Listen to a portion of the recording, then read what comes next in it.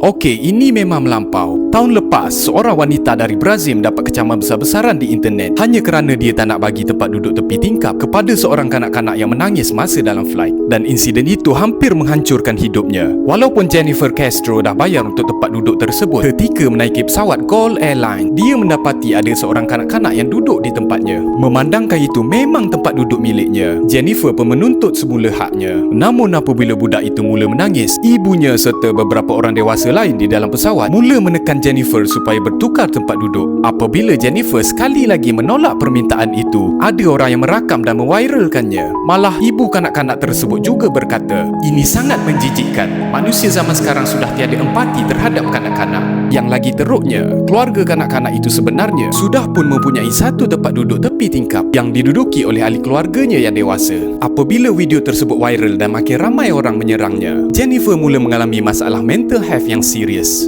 Dia jadi jarang keluar rumah dan akhirnya berhenti daripada pekerjaannya sebagai seorang pegawai bank. Hanya selepas ribuan orang tiba-tiba memfollow media sosialnya, barulah dia mula sedar bahawa sebenarnya majoriti pengguna internet menyokongnya. Tanpa disangka, dia berjaya mengumpul hampir 2 juta followers. Baru-baru ini, Jennifer telah menyaman Gol Airlines serta penumpang yang telah merakam videonya.